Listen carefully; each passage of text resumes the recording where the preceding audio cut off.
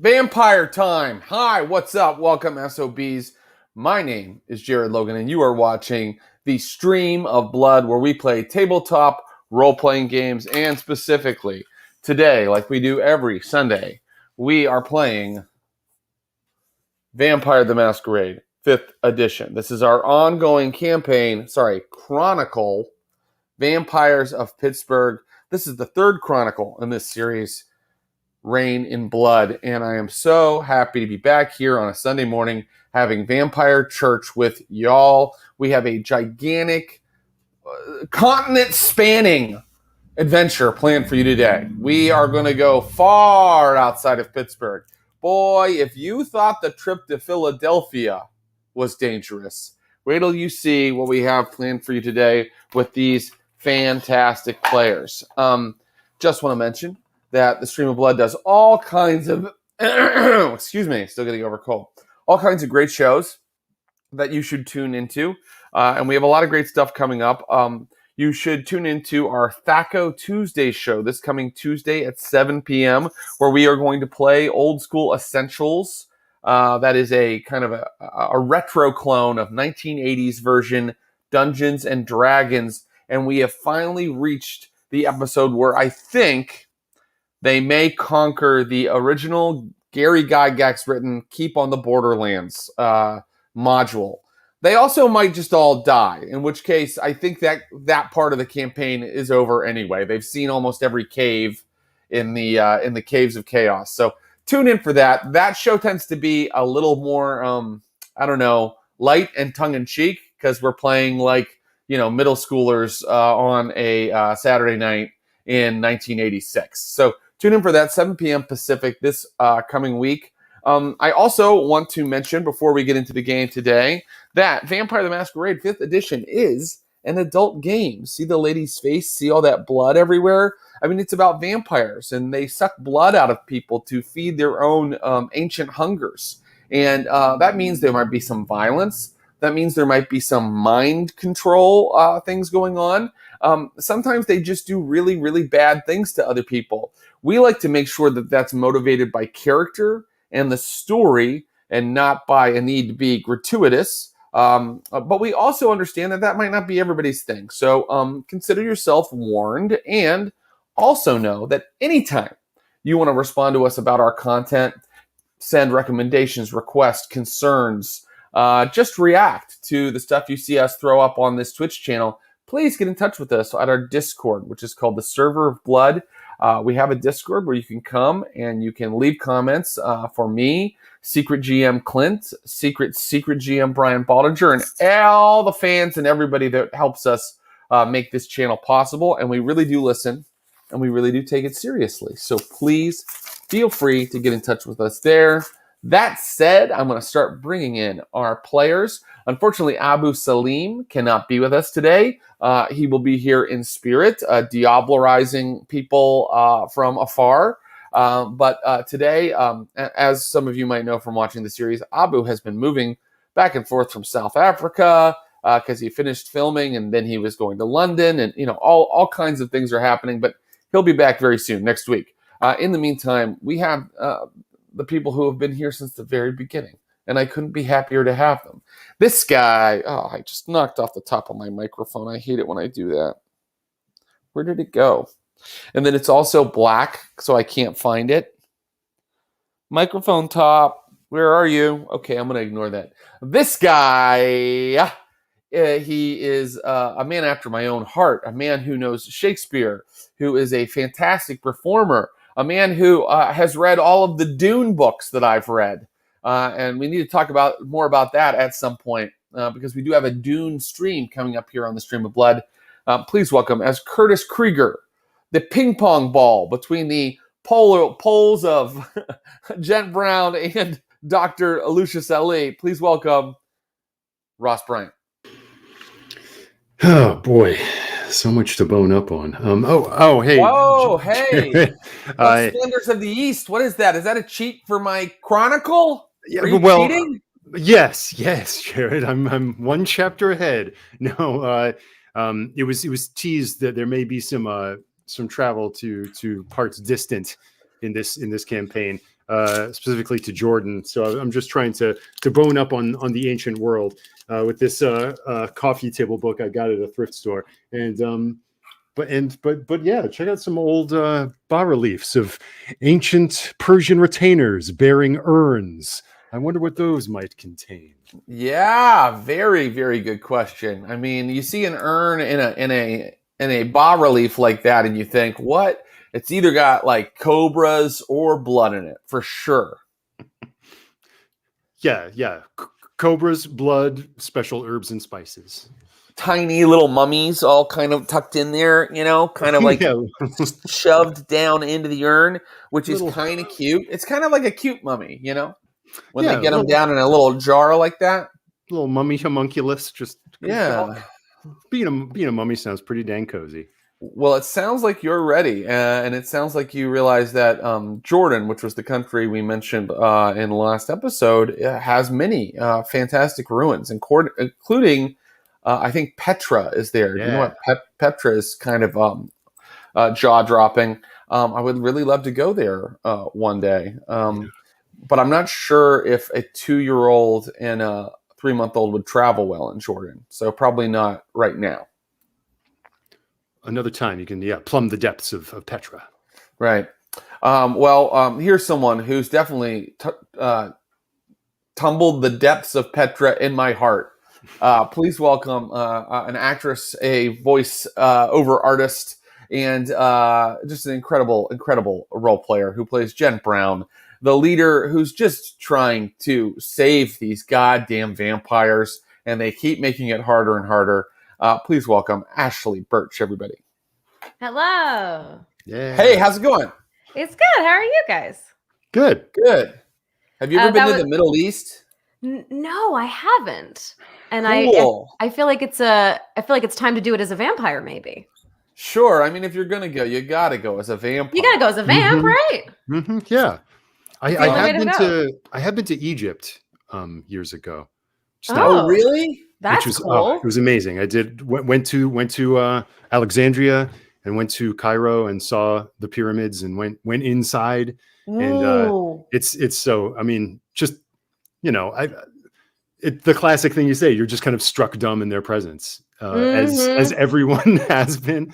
It's crazy. You go inside and you can see like Napoleonic graffiti on the inside from that's so cool. Napoleon's army was there. And yeah, it's and then you turn 180 degrees from the pyramids and you see a Kentucky Fried Chicken.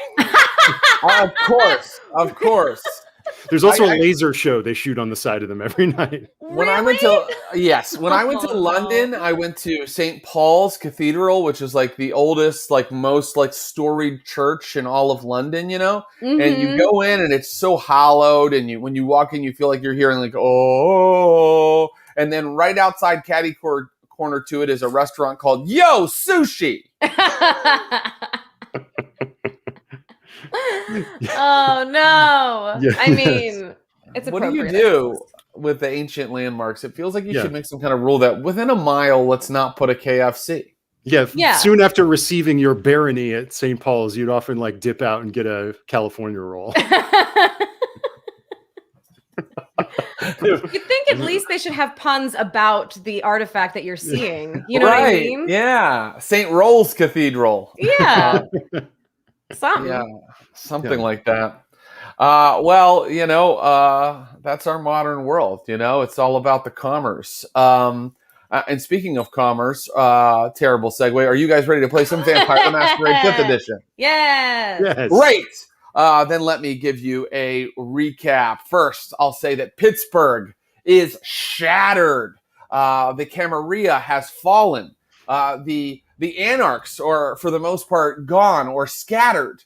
The Inquisition that moved in, they have been banished from the city by the actions of our players, and now only a few supernaturals are left standing in Pittsburgh, Pennsylvania. Your coterie, Curtis, Jen, and Dr. Lucius Ali were some of the final vampires left in the city. And in your own ways, you have set about kind of controlling what has happened there. But you have been in conflict with other groups, such as the Reclaimers, a group of witches who have become allies of yours. You have been in conflict with Mary, the elder that you met years ago, who has resurfaced. And it turns out is now, at first sort of a mentor to, and now a devotee of your colleague Lucius. And you have run afoul of Marius Sakura, a vampire, a quite old one who fancies himself the new prince of Pittsburgh and who has been attacking your coterie because you won't fall under his banner. And in our last episodes, in fact, Marius has set a werewolf pack against you, put you into conflict with the werewolf pack. Then he sent like a group of changeling children against you. And that brings us to the current state of affairs where whereas Jen Brown and her pal, the mage, the tech mage Sabrina, were able to pretty much fend off the attack for the most part, the changelings did some sort of psychic vampirism against your ally, your mortal friend Dylan, who now lies in sort of a catatonic state in your haven, the Cathedral of Learning. And through your researches and with the help of Thana, a very religious vampire who's been with you for a while, you have discovered through the tome, The Passion of Salo, that a salubri vampire, one of Salo's progeny, one of his children or his children's children, may know a discipline technique that could heal Dylan's mind. It was only after going back to Economy Village, confronting Lucius and Mary, and finding some of Ormond's notes that you realize that the most likely place to find a salubri vampire is all the way in the Middle East, in the country of Jordan. And so Jen Brown has planned to go there. But that's your recap, just to kind of keep in mind what's happening in the show. But before we do that, you guys have solved quite a few stories. You've finished quite a few stories. And I have down that Ross currently has 11 XP, plus whatever he had left over. And Ashley and Abu have 12 XP to spend. So before we start playing today, let's spend that XP. Jill, would you please bring up, by the way, Jill's on the ones and twos today. Jill, could you please bring up that XP chart for us? Beautiful and so easy to read. There you go. So, okay. What do we think, guys? Okay. I know we've been playing this for a year plus, but what does new specialty mean? No problem. It's a little word that you would put beside one of your skills. And when you roll that version of that skill, like, for example, beside medicine, you put surgery. Mm-hmm. Anytime you roll to do surgery, you get an extra die. Right. Okay. Okay. Keep in mind you're about to do some traveling. Also, don't forget that it's okay to put XP into your advantages, which would include backgrounds like allies, contacts, money, which is resources. Those kind of things can be very helpful in this game. I know that for the most part, you guys have been. I mean, you've been making great choices. But those disciplines are what you always want to pop up. You know what I mean? It makes you more personally powerful. But in this game, sometimes it can be helpful to get really good at a certain skill or give yourself some allies. Okay, let's see. Okay.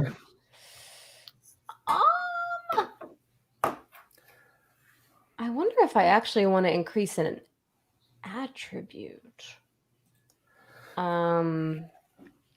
Your lore sheets can also be increased. And I know that Jen Brown, I'm just throwing out all your options, right? Mm-hmm. Jen Brown has the Galconda lore sheet. Mm-hmm. She could go farther with that now. I mean, she's definitely really been working on that.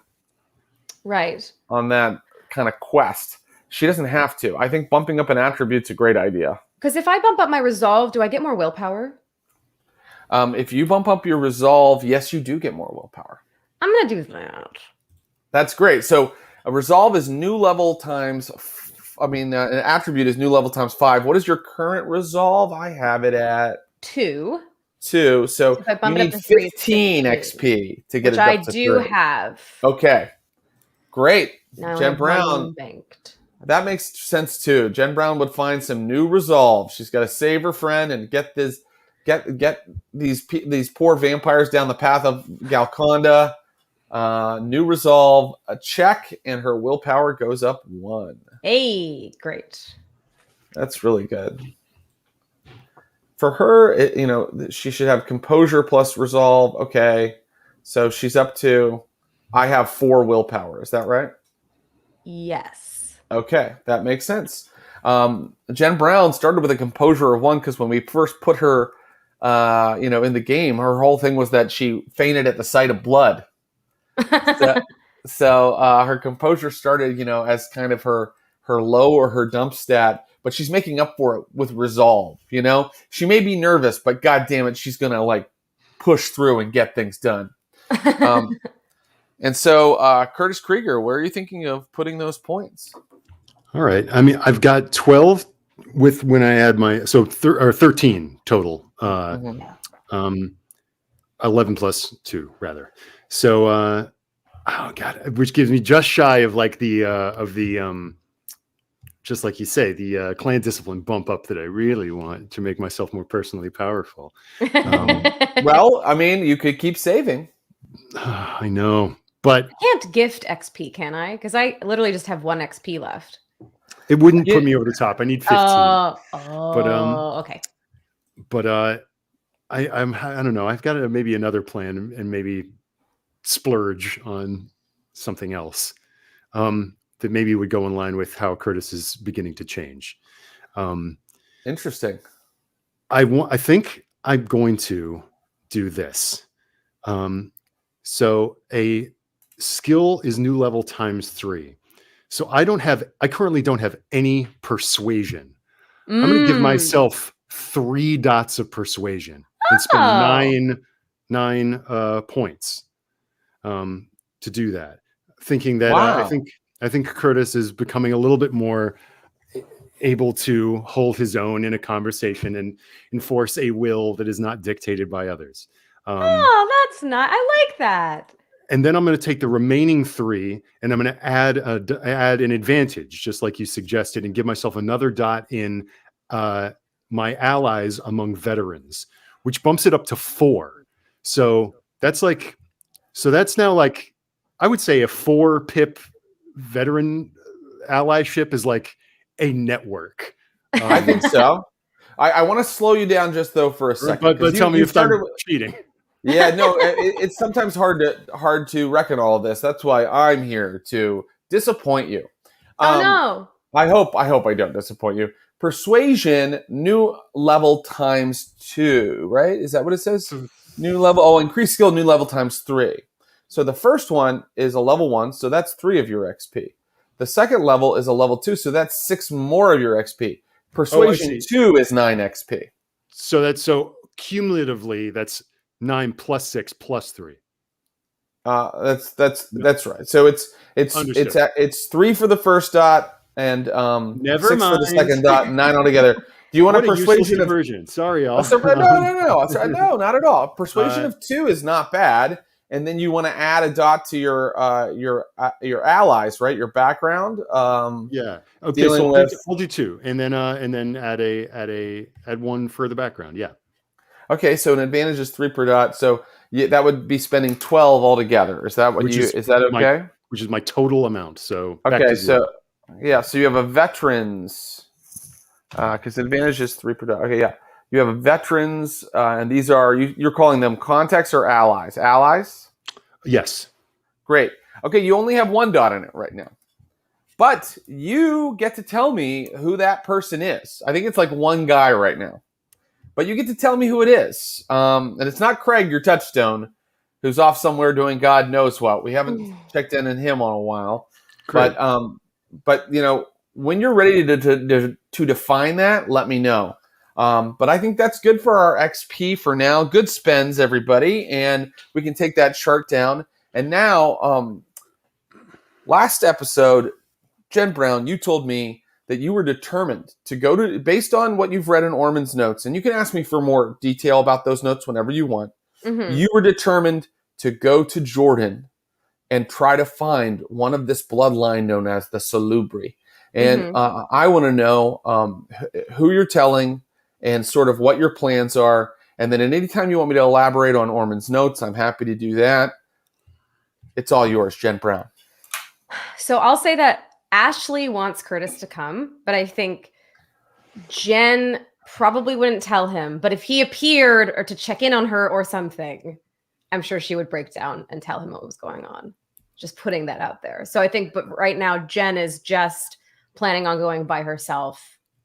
And she's, I guess she's going to book a cargo. What were you saying? That she would need to go into like a box, basically, in the cargo hold?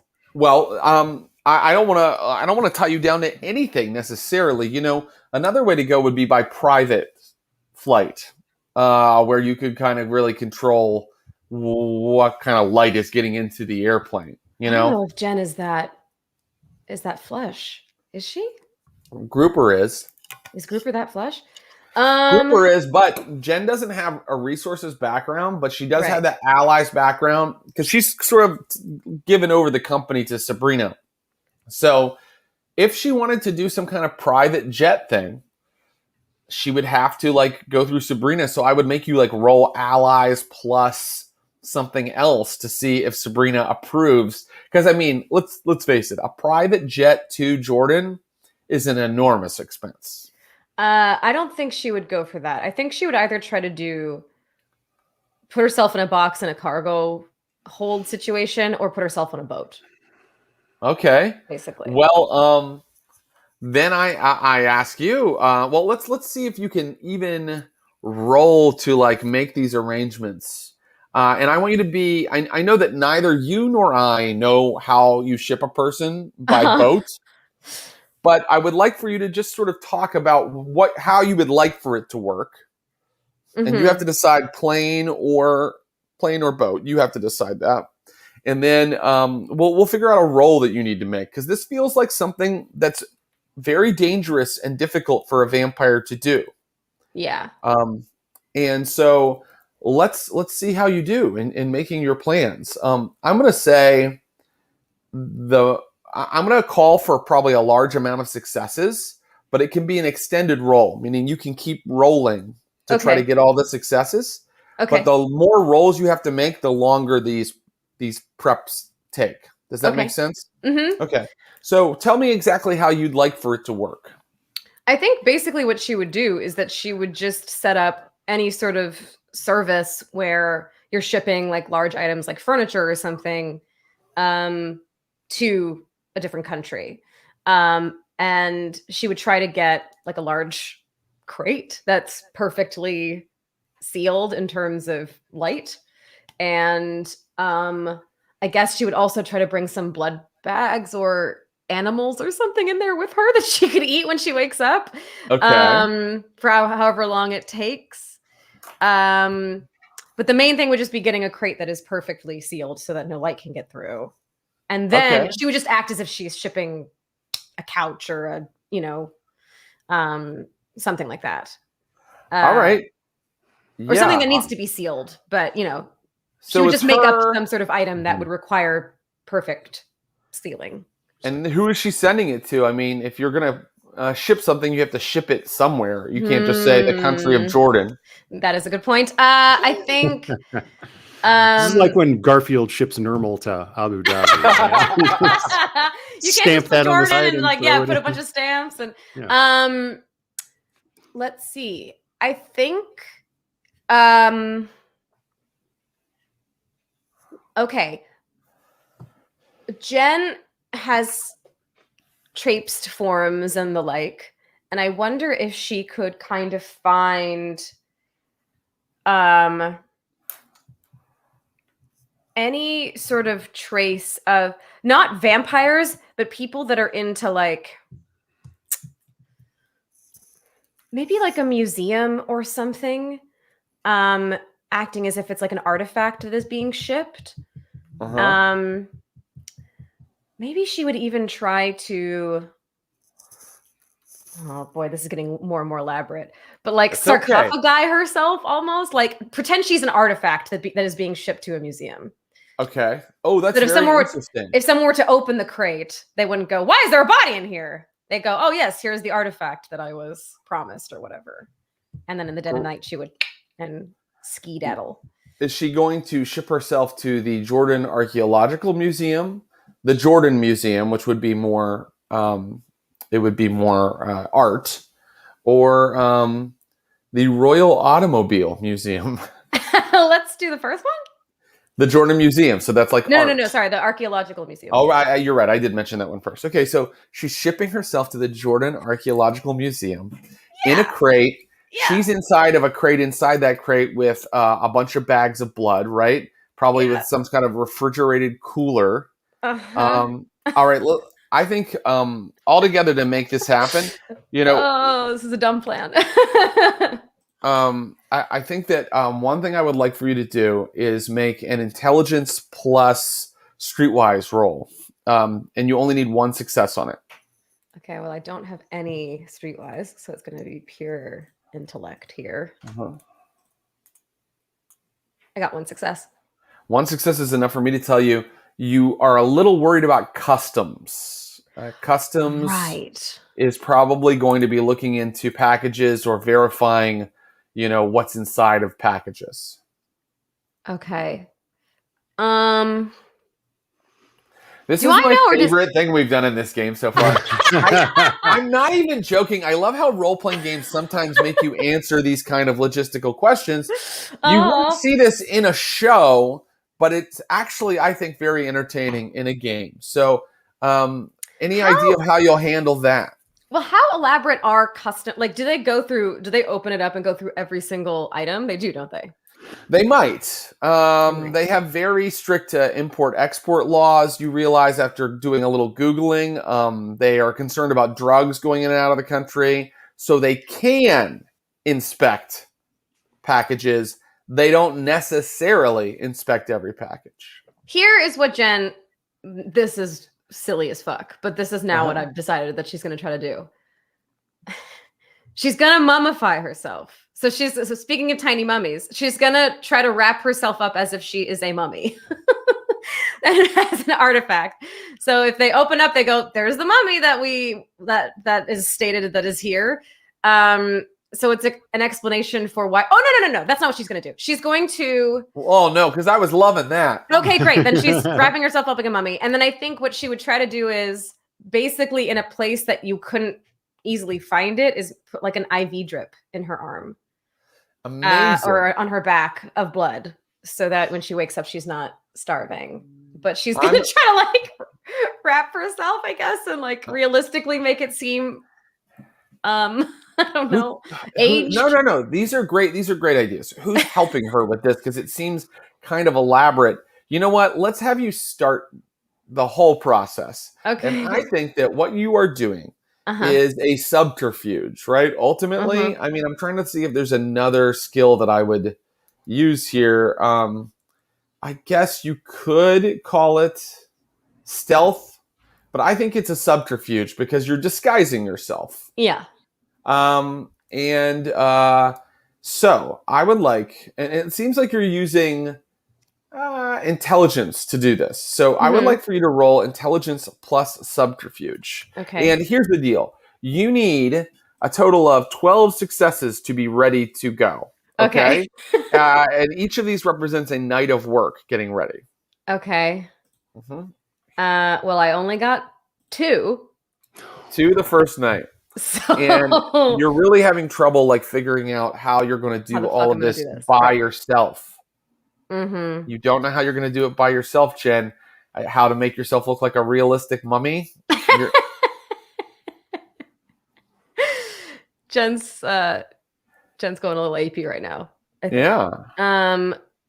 Yeah. So I mean, I'm assuming at some point that Curtis would probably try to come find her or something. I would assume, check in. Yeah. In fact, let's set a scene. Curtis drops by the Cathedral of Learning because, he's still allies with y'all. And he's still worried about these werewolves that he seems to be the only one who's still worried about these werewolves. And I think that's when last we saw Curtis, he'd seen that they'd burned little vampires in effigy around their sacred lake. So I've got my eyes peeled and I'm on kind of a like wolf hunt, wolf scouting. Well, you bump into Sabrina first when you get up to the Haven, and she's like, "Kurt, can you find out what she's doing?" What do you mean? She was working on something all last night. I mean, just like, and it's not just, on the web. She's like building something in there. I have no idea what's going on. Yeah, okay. Secrets are no fun. Secrets hurt someone, right? Okay, you're joking, but I'm serious. I can't have her endangering this group again. Yeah, I know. Hey, keep your eyes peeled out there. There's wolves on the street. Right. I'll see if I can get a beat on them. Come on, girl. Ruby comes with me to see Jen.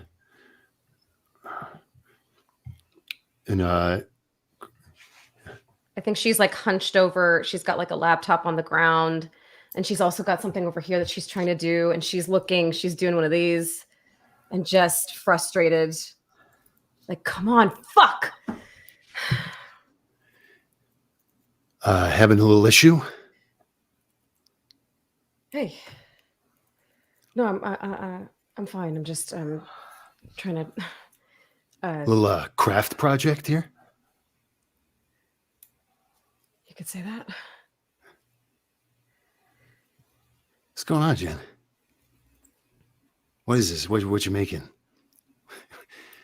You doing like paper mache or something? I'm like picking up like bands of gauze or whatever. I think that Jen is a bad liar to Curtis. So I think I could roll to see if I persuade him, but I think she's just going to be like, I'm trying to work on something. It's not important. And what am I seeing right now? Am I seeing just like a box with a bunch of like? I think it's like a crate. I think it's like, diagrams, big library books open. You could even probably get these from another part of the cathedral, that shows how mummification looks and works. And she's had shipped to the cathedral a bunch of like actual scientific equipment that is used by the medical department and the archaeological department. This is beginning to look suspiciously like the good doctor's laboratory. What are you doing in here, Jen? There's just something I have to do. Okay. What's going on? I mean, can I help? You need something? I'm gonna see. What would I roll to see if I just kind of break down or not? Yeah, roll those 4 willpower. Okay. And I'll say, since it sounds like the player wants to break down or thinks it's a real possibility, I'm going to say you need at least 3 successes to keep your cool. Oh, I got 3. You don't break down. It's something that I have to do by myself. So I'm just, I'm just working on something. Okay. Well, I understand. I mean, we got a lot of pressure going on. Wolves on the street. And I'm looking around for reflective surfaces, and like Sakura's always looking. I feel like, I think it's reasonable, unless you guys disagree, that you have kind of removed reflective surfaces from at least your private room. Definitely. Right? Yeah, Okay. for sure. Yeah. Yeah. I mean, we got to do something soon, Jen. I saw them moving around. I told you this. They brought in outside help to hunt us down. Right. Well, maybe you can come up with a plan, and then you can tell me what we should do. And she's kind of trying to not look at his eyes and just keep working. Can I roll my investigation and see if I you can should. discern what's going on? You should make an insight. But here's the rub: your humanity is so low. Where is it at now? 4? It's still at 4. Yeah. Yeah, I think it's hard for you to empathize with people still. You're trying, clearly. Yeah. But trying, but yeah. So give me a resolve. You want to help your friend. You're resolving to help your friend. A resolve plus insight roll, but take away 2 dice. Okay. 1 success of my 1 dice. Here's what the beast tells you, because the beast is very much at the forefront of your mind, Curtis. Even though you're trying to climb back, she's not telling you something. She's holding something from you. And yeah. And I think I'm just looking at the papers and stuff. Like, it's like, I don't see what this has to do with our current predicament. Were you,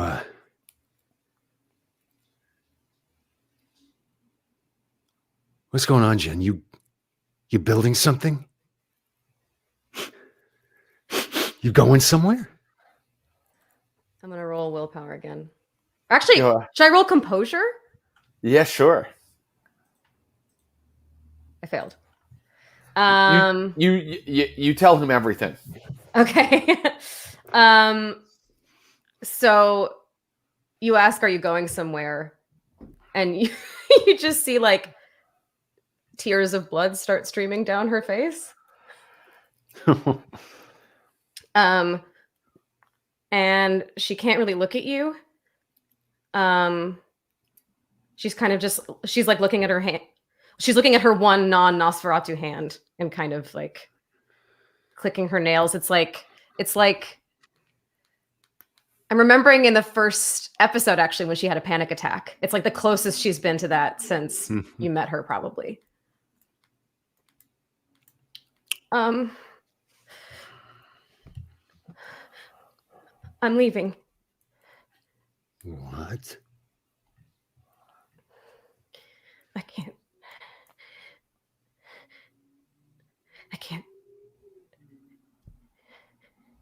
I can't do this anymore, Kurt. I'm leaving. I'm going to try to find the Salubri. Like you're leaving for keeps? I don't know. I have to go to Jordan to do it, and I don't know anyone there, and I don't know what they're like, and it's my last chance to help Dylan, and if I can't help Dylan, I think I'll just, I don't know, I might just watch the sunrise one more time. What the hell? And I'm like, and it's like I'm hands on shoulders, like, no. I can't do it anymore, Kurt. I can't. I'm not. I thought that I could. You saw what happened. Mary kneeled to him. I'm terrified of her. And she kneeled to him, and the way that I scared Clara, I'm too kindred to be human, and I'm too human to be kindred, and I can't do this anymore. Ever since I went into torpor and I came back, I used to be fearless, Kurt. When I was a human, I did anything. I did anything to get what I wanted. And now I feel weak and fucking scared. I can't do it anymore. All right. You speak. And you're saying there's someone in Jordan who can help you? It's an outside chance. I don't know. I don't even know if they exist. If you like, we can now look at exactly. You might show Curtis what you found in Orman's notes. Yeah. If you'd like. So you found notes that are just this like crazy scramble of like notes. Sometimes he's writing about things that you don't quite get that he knows like the other half of Orman. And he cites sources, but with some sort of unique referencing system that only he understands. But this is the spot. This is the paragraph that made you think you have to go to Jordan. Okay? It says, Solo. I say Solo. Some people say Salat. I say Solo. Solo not destroyed. The rumors of a worm in the blood of Tremere are true. The beckoning calls the blood of the pyramid to the Wadi Ram, Jordan. The work of Solo, an elaborate trap, must make study of the blood of Canaanites experiencing beckoning. Alert loyalists that any surviving spawn of the Cyclops will likely be found there. Salat not destroyed. The beckoning calls the blood of the pyramid to Jordan. Any surviving spawn of the Cyclops will likely be found there. And you know that from other references, including in the Passion of Salat, that the Salubri are often referred to as Cyclopses. So I'm going to go and I don't know what else to do. And I wanted to tell you, but I didn't. You wanted to tell me. I'm afraid this is a But just so one-way I'm trip. clear, were you going to tell me? I don't know.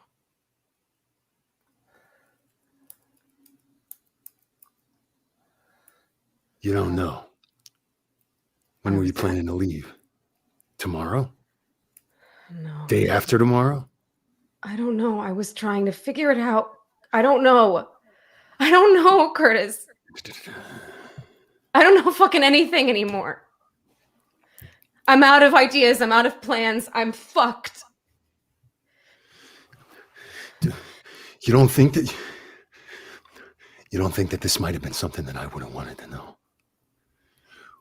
Would I just have woken up tomorrow night and you would have been gone? I didn't want you to come if it was going to be a one-way trip. I've been telling you I've been wanting to get out of here for months. Granted, it wasn't to one to the Middle East, but I mean, things are dangerous here, Jen. I mean, what about the people we're going to be leaving behind? You think Maurice and these wolves are going to treat them any better?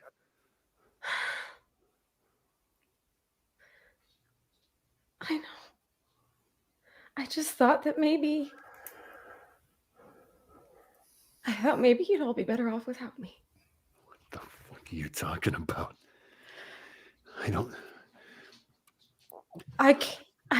I'm not strong enough to do this anymore. And I feel like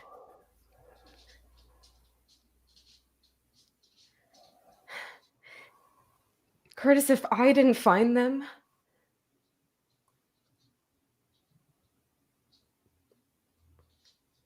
I just was going to let myself turn to dust. I need you around. All right? I don't like who I am without you around. I don't know what I'll do without you around. But I can't be a burden to you. Do you want me to come or not? Let's decide.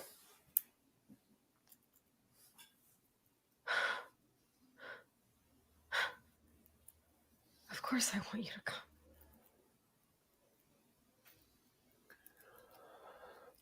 I didn't want to pull you into another shitty situation when you could survive here.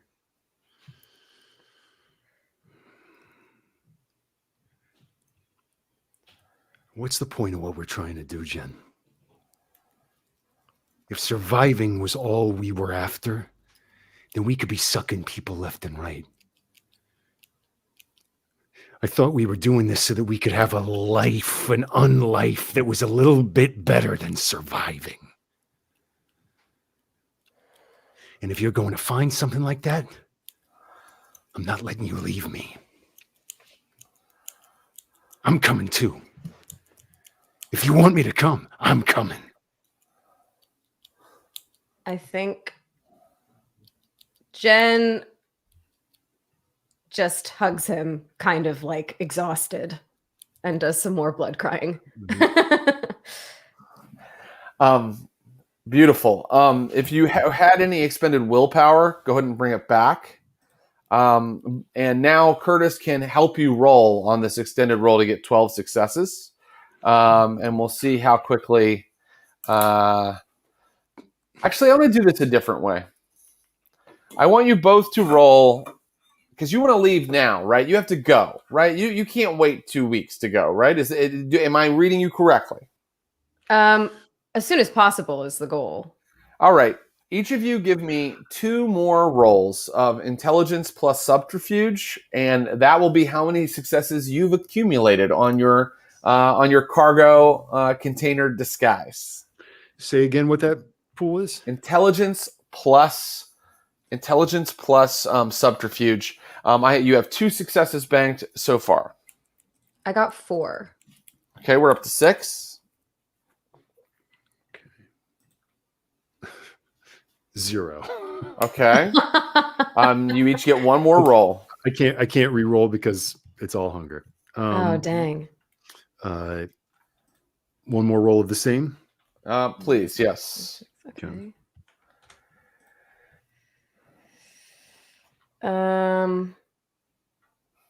2 successes. 1. So 8, 9. Okay, so 9 successes are what you've accumulated. Uh-huh. And I can tell you that you arrange, and if at any point the arrangements I'm describing don't reflect what you think you would have done, just stop me. But you basically have arranged. If I could, maybe Jen would ask Curtis if he has a better idea than the crazy idea that she came up with. Oh no, it's happening now. Oh, is it happening? Oh, okay, great. It's happening now. Unless I'm not going to force you on anything. Does Curtis have a better idea? Well, Curtis's idea, I think, would involve a mortal coming. Okay, so I'll allow you to add that. Who are you bringing? Dylan is in catatonic state. Sabrina is mad at Jen and determined to protect their holdings here. Who is coming, Curtis Krieger? Name it, and especially if it's in your contacts or ally groups, guys, you can bring that person. Okay. I mean, well, let me pitch it before we go down the. I mean, I like transporting Jen as a historical antiquity. If that's the idea, then it'd be nice to maybe have someone to vouch for that. If that seems overly complicated, then you could just be someone transporting human remains to their selected place of burial and pose them as a relative. That would probably so much better.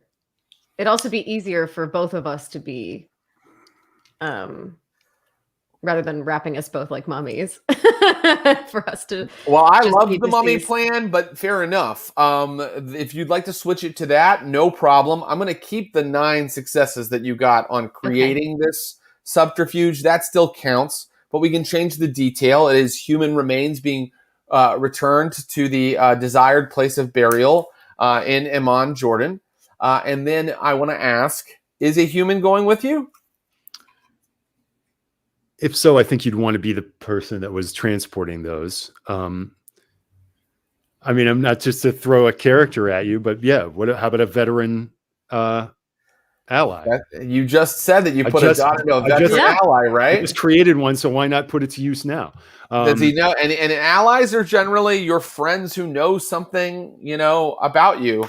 But you do need to roll your 1 ally die and see if you get a success if he agrees to this. Ooh. Okay. And let's give him a name, shall we? I want to. Yeah. Can we just brainstorm this? Or her? Do I roll? Yeah. In fact, it should be a woman. They saw. Yeah, it should be a her. Ladies saw action in Afghanistan. Do you want me to just look up baby names and we'll choose it randomly? No, I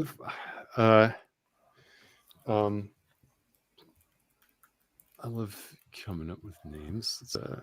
So does hunger factor into this role, or is it just? No, this is a background role. Hunger wouldn't really apply. Damn it! It was a failure. It's just a pass fail single die roll.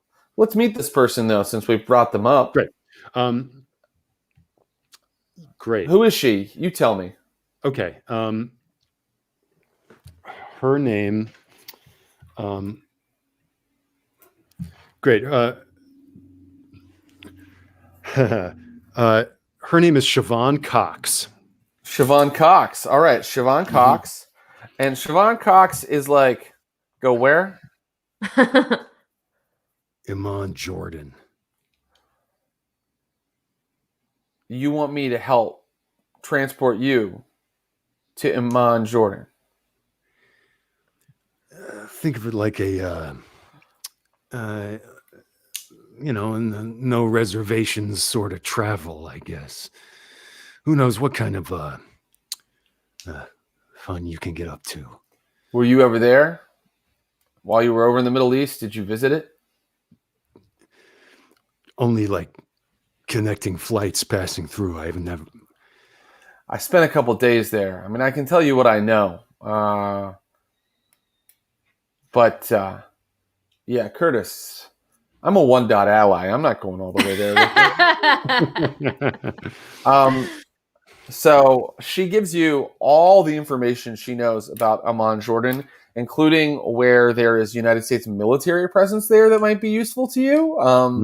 And because of all of her help, you get one extra die that you can use when you're rolling to deal with the local city and like some of your travels there. Okay. And in fact, I'd like you to roll it right now, and then I will add it to your subterfuge total. So again, that's just one dice I'm rolling? Just roll one die. Yep. That's what she gives you, and that's what you're rolling.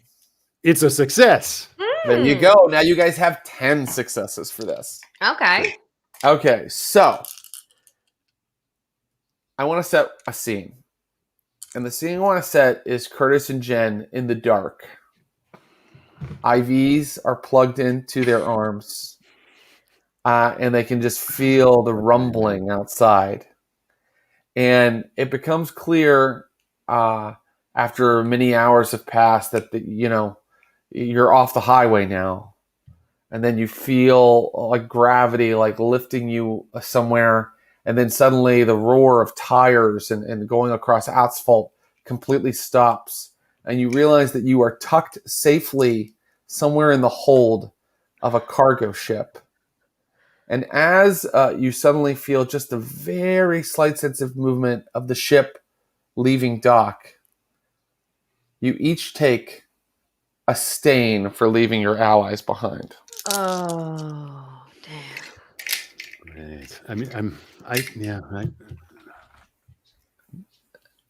You're trying to help an ally. Maybe that stain will go away, but right now it's there.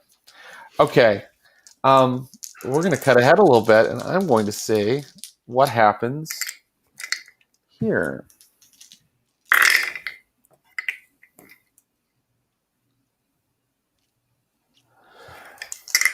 Where exactly were these human remains going, you two?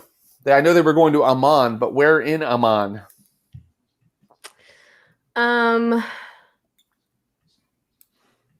Is there any sort of military presence or veteran that we could have sent them to?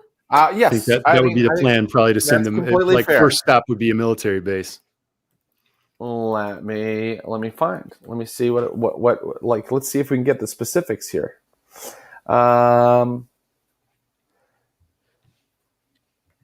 Okay, so U.S. Armed Forces do have a definite partnership with Jordan, and I am just going to say that there is a temporary base there, but it's been cut down to skeleton crew, right? Because troops have by this time moved mainly out of the Middle East, leaving only a few behind.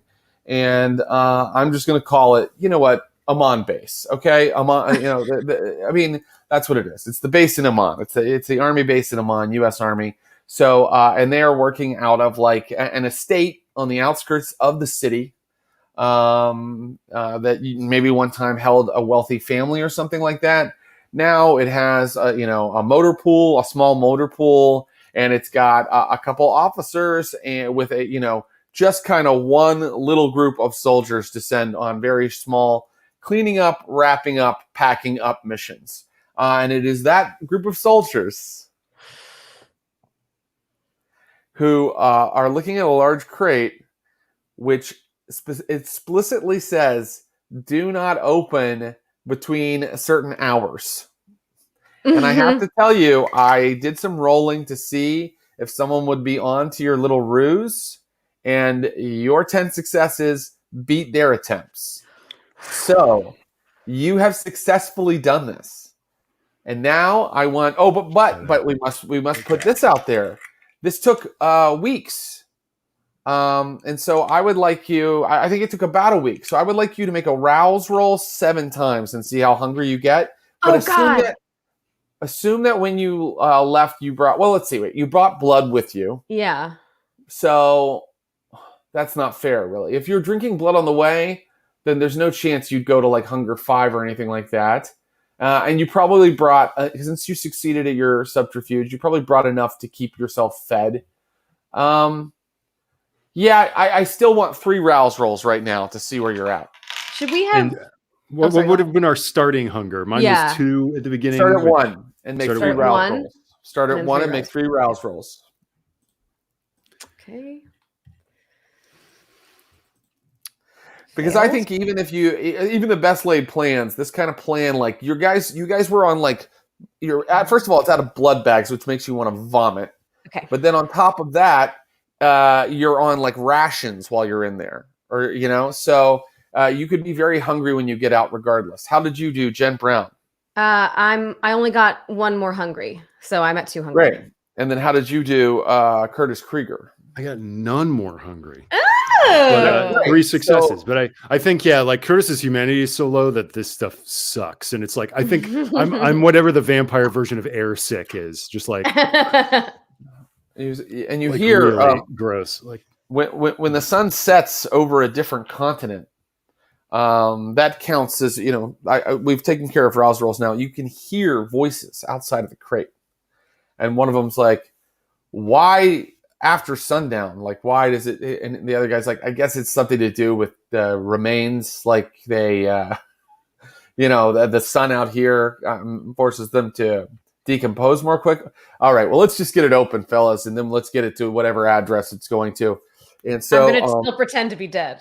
Yeah, okay, great. And I assume you guys are also in receptacles inside the crate. Yeah. So they Shrouds. pop it open, and they're looking at, you can just hear them moving about. It's like 2 soldiers, and then one of them's like, there's no address for where these are going. Let's go talk to the chief. Okay. And then they walk away. 23 skidoo. 23 skidoo.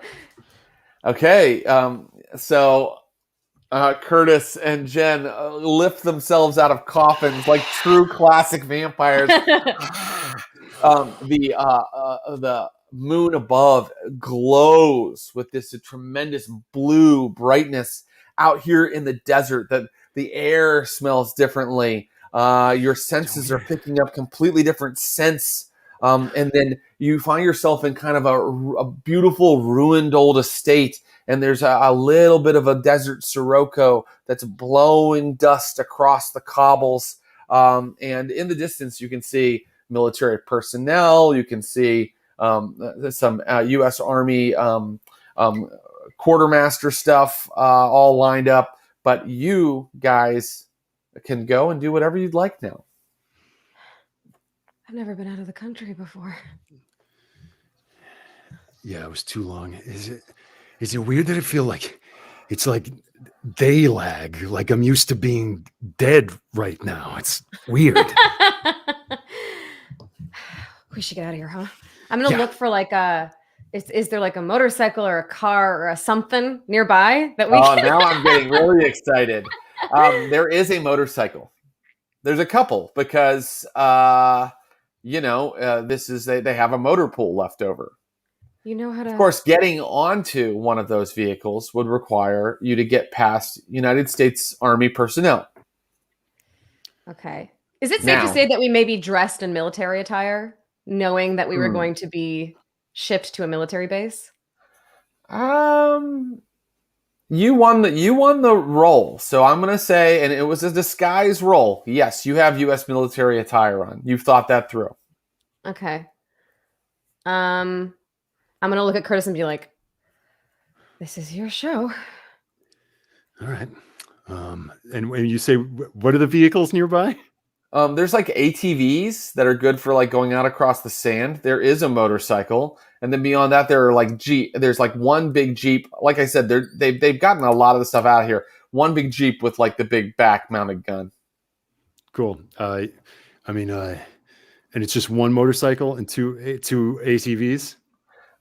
Yes. It's like, you want your own ride, or you want to? I'll stick with you. Okay. And I think let's double up on the motorcycle. All right.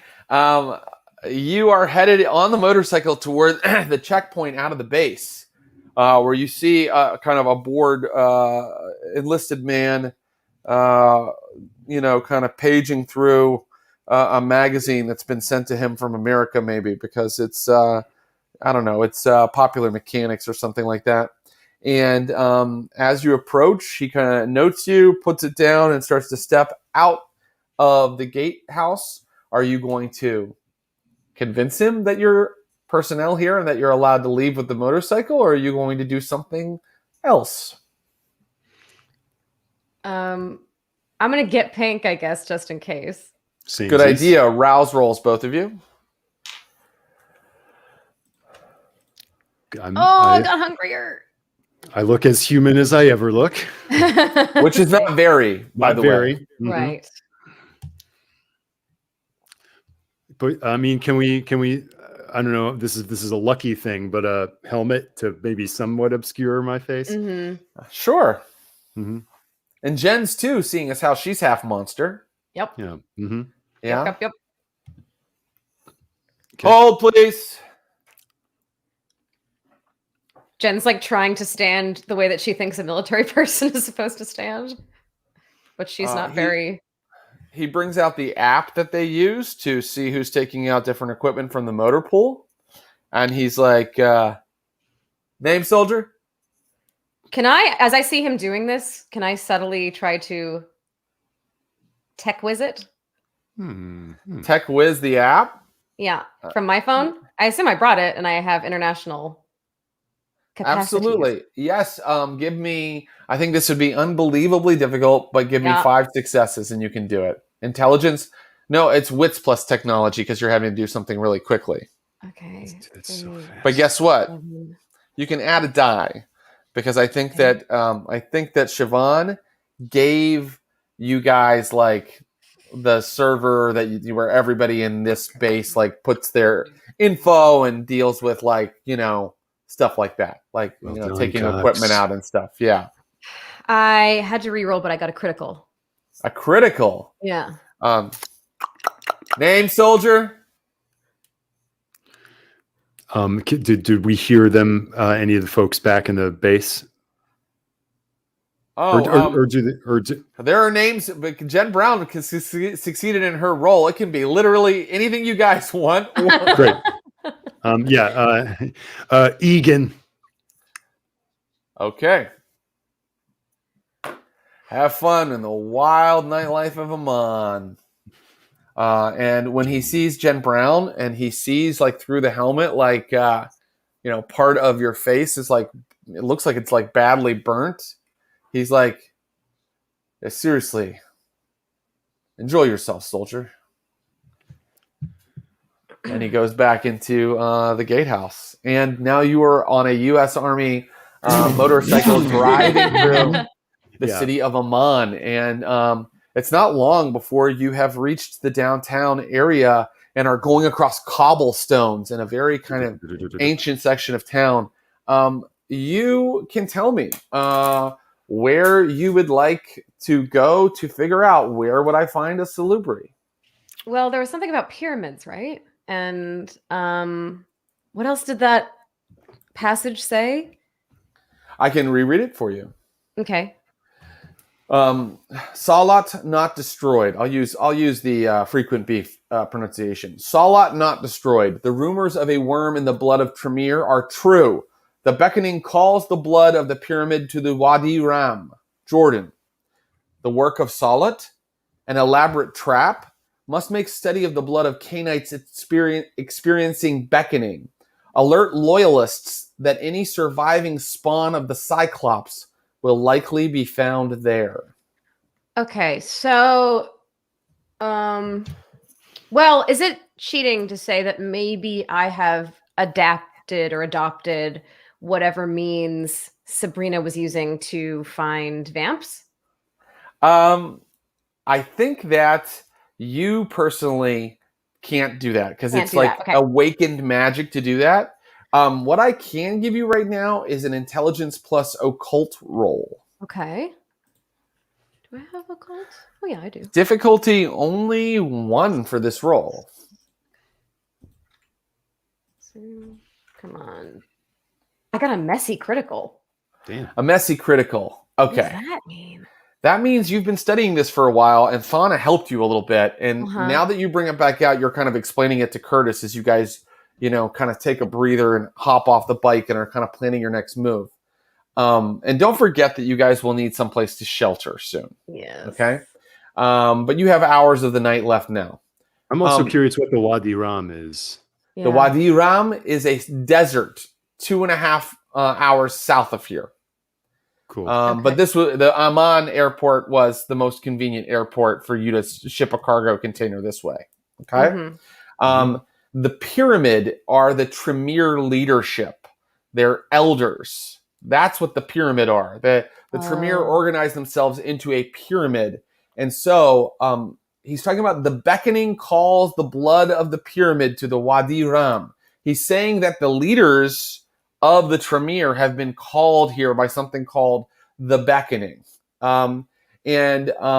He also says a worm, Salat not destroyed. The rumors of a word in the blood, in the worm in the blood of the Tremere are true. So he's kind of with your messy critical. I think that he is he's explaining that somehow Salat or the Salubri are manipulating or have designs against the pyramid, the leadership of the Tremere here in Amman or here in the Wadi Ram. Now, you messy criticaled that, Jen Brown. And so I think you are like explaining this like a rapid fire very loudly around tourists and all kinds of other people that are walking around. Traffic jam just kind of like moving slowly. I think you maybe even gotten off the bike or maybe you were just kind of idling. But at any rate, Jen Brown is shouting her explanation to you with her messy critical, and that means I get to do this.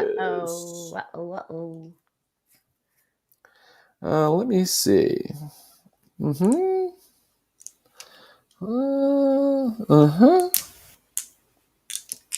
First of all,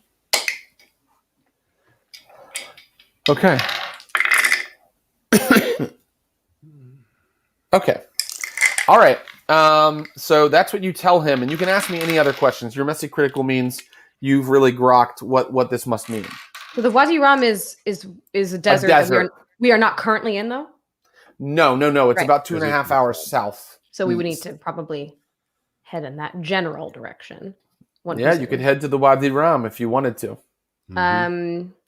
Do I see anything around us immediately that would suggest any sort of Salubri presence? Is there any sort of like Cyclops iconography? Is there anything that like piques interest? I'm guessing no.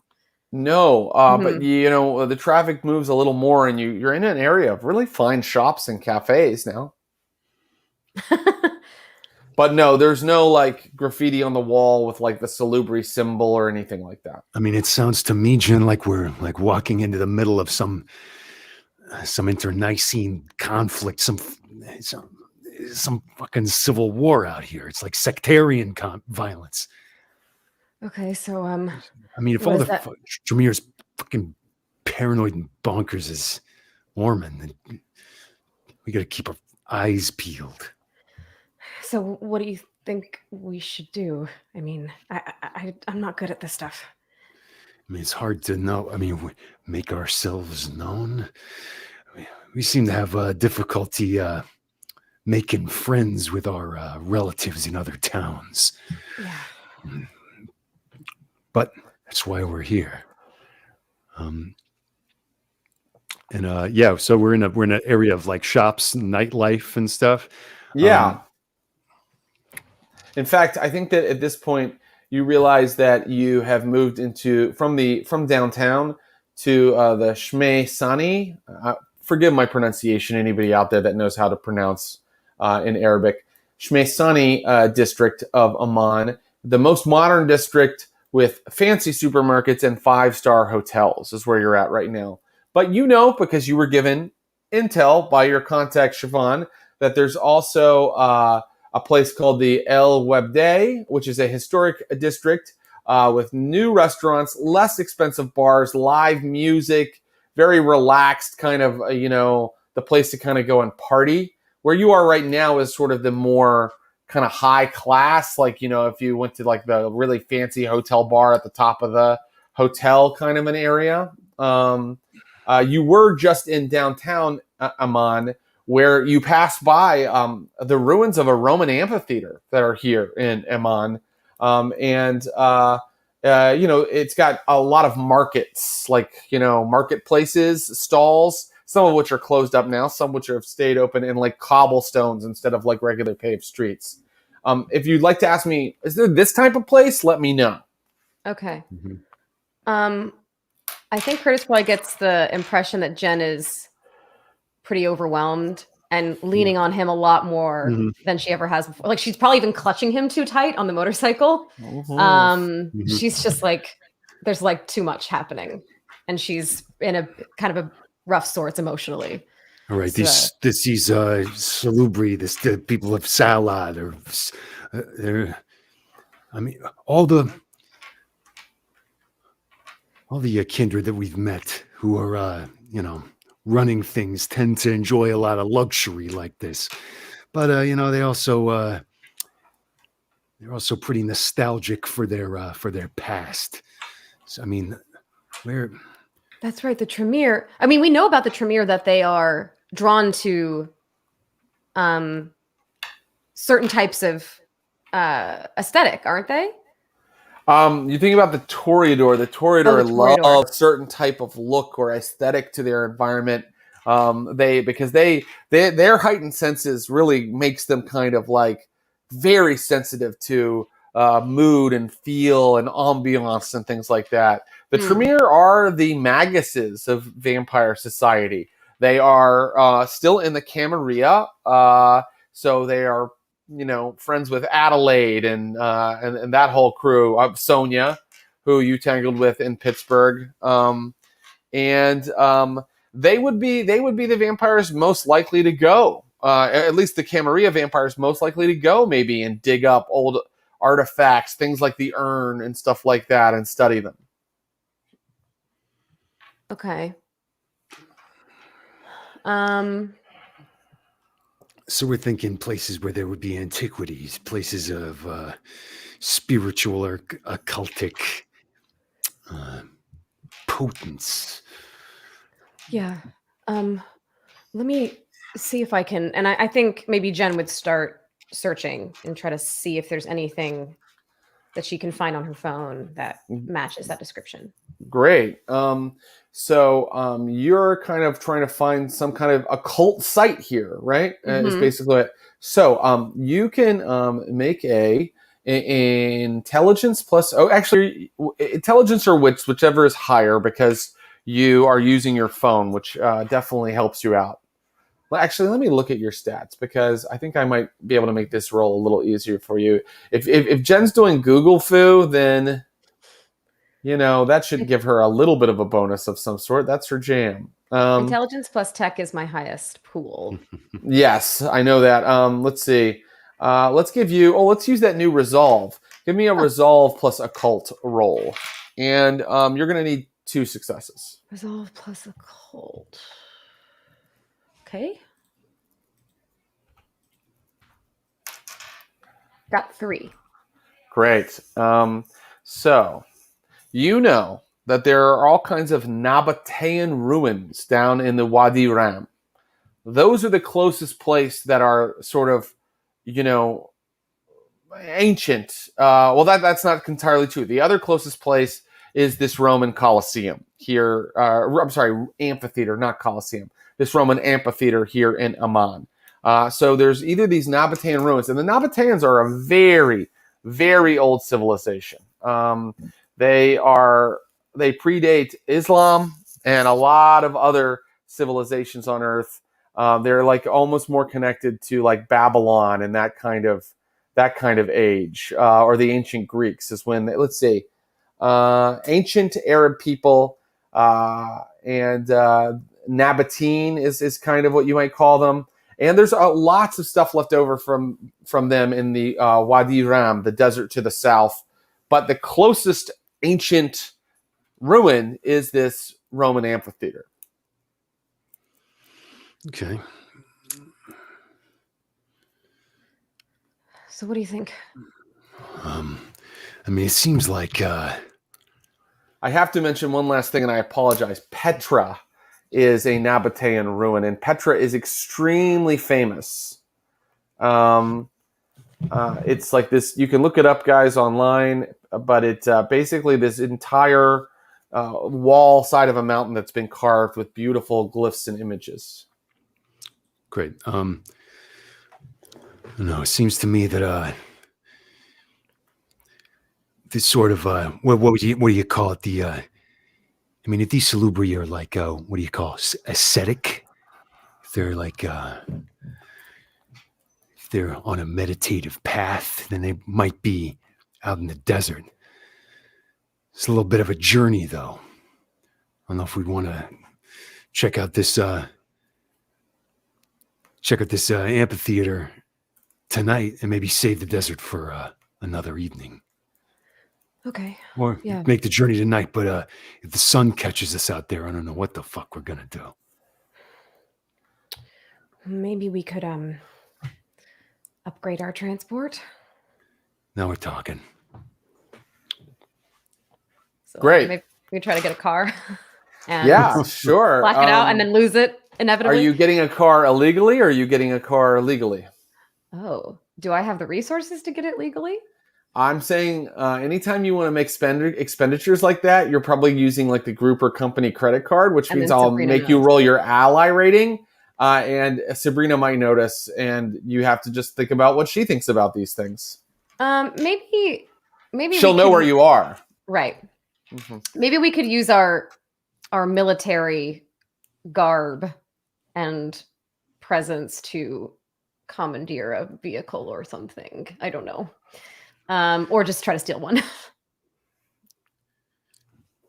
Yes. You're in the city now. I mean, the easiest thing is if you want to keep moving and you don't want to, I'll just put it to you like your storyteller, just telling you flat out, if you go back to the base again and you try to take something else, chances are they're eventually going to be onto you, and then you're going to have U.S. military following you around. Mm-hmm. You might want to stick with the motorcycle or just use larceny to hijack a car. Yeah, I think that's maybe the way to go. Yeah. Curtis has a little larceny. Mm-hmm. So maybe we can try to go to like maybe an area where people are drunk and less likely to where there's like commotion that we could potentially, and people are distracted. People are out at the bars, but they are wearing masks in the section of the city known as the I believe the Wabde. There are many, bars and things there. And let me make sure. Yeah, the L Web Day. And that would be the place where people might not notice you. Also, this being what some people call a developing country, not everybody is, necessarily locking their shit up tight or, putting things into parking garages with like 24-hour security. You can see like mopeds in alleyways and cars that are parked in all kinds of different. I'm saying it makes it a little easier. So where I was going to tell you need 3 successes, guess what? 2 successes I think we got to call it a dexterity plus larceny roll. Let's find us a car. Here we go. Vampires of Pittsburgh, find a car. Miss MYK, please add this car to the ongoing number of cars that they destroyed, and make sure there's a footnote about the motorcycle as well. Okay. All right. I want that roll, my friend. Okay. 2 successes. Great. That's all you needed. You guys are now in a sort of a dusty, compact car. It looks like it's been on some miles through the desert at some point, but it's a stick shift, but it runs well. It's got some pickup. Okay. I'm going to just dig through like trash cans and alleys and just take the bags and black out the windows. Okay, great. I want a craft. I want a intelligence plus craft roll, Jen Brown. I have no craft. Okay, intelligence it is. And then take 1 die off because you don't have craft. And you only need 1 success to make sure that this keeps the sun out. Ooh, it was a total failure. Total failure. Jen Brown is back. I'm going to rule that means you just don't have the trash bags and the things you need that you're able to scavenge together quickly. Meaning, you're going to have to use this car at some point to find a place to get out of the sun. But right now, there are many hours left in the evening, so tell me where you're driving to next. Okay. We can either check out this amphitheater, see what's cracking there. Or I could try to, we could just try to make contact with some of our kin. But, or we can just head out into the desert and hope we find an awning. Those are the 3 options as I would probably put them to you, Curtis Krieger. Yes, Jen. Can I see on on like maps or something if there are any structures if we were just start driving, if there are any structures between here and the Wadi Rum desert? There are not only do you mean like ancient structures? No, just places where if we so we could stay, presumably. Absolutely. So it is a developing country, but it is not without, towns along that route. Even inside of the desert itself, there are a few little settlements. So you could head out tonight and within reason, find a hotel or a motel. Okay. I think maybe we should just drive. Is that crazy? That ain't crazy at all. He's the furthest I've been from home in years. I drove out in the Midwest a couple years ago with Brad, but there's something about the air of another place in my, even if I am not technically breathing it. and tear off into the night. Tear off into the night. I'm not going to make you roll to find a hotel. I say in some town along the route to the Wadi Rum. I think you maybe go an hour that night because it's 2.5 hours south. Maybe you go a full 2 hours to get really close. I mean, what's your strategy here? Do you want to get as close as you can to, say, the Nabatean ruins in the desert, or do you want to just go until you find sort of a place to stay that seems like it's outside of the city where, as you correctly surmised, there's probably vampire activity? I feel like as close as we can get while still having a place to stay. Okay, great. That's my vote. So that's fine. You are going to stay in a city that I'm currently just bringing up on my Google Maps. This is kind of the cool thing about playing a modern game is that you can do this. Mhm. This city's name is Alcatrana. Alcatrana. It is. It's like where the Petra tourist complex is. Petra being this enormous, wonder that brings a lot of tourist traffic every Okay. year. Tourist And way so station. there are plenty of places to stay here. Now we got to deal with you staying there. So I want to roll to not only get into the hotel, but it's more like to make sure that you will be safe as kindred from the sun in this hotel. So you find a hotel near the Petra tourist complex, and I would like a roll from one of you in order to kind of arrange lodging that will be safe for the day. Great. Okay. That's going to be I think, we're going to call it a resolve plus streetwise roll. That might need to be our old pal Curtis. I'll do it, and I don't have a burned up. I can move somewhat in society. So I want 3 successes because there's 3 things I'm tracking here. Okay. And I want a success for each of them. Okay, let's go for it. Here we go. Boom. Okay. I'm going to re-roll with willpower. Oh no. And it was holy smoke. Okay. 7 successes. Oh my Okay. I god. think I got it. All right. Yeah, or not. Yeah, so for those of you wondering about Abu's dice roller, our friend Curtis Krieger just got 7 successes. That does happen. So you can stop. Except when Abu does it, you can stop worrying about it. But when Abu does it, he does it to charm an ancient vampire and bend her to his will. And when I do it, it's to check into a hotel. Well, what it did was, but that's good. Let me tell you what it did. Mhm. There's a lot of parties moving all over Jordan right now who have, the sense to spot vampires. And what you have done is perfectly disguised yourselves and perfectly sunproofed the room and arranged for yourselves not to have any disturbances. You have security. You're definitely secure in here, and you haven't brought any attention to yourself whatsoever. So you should be proud of that. And you sleep blissfully. Curtis Krieger. Jen Brown has a dream. Jen Brown has a dream of the desert.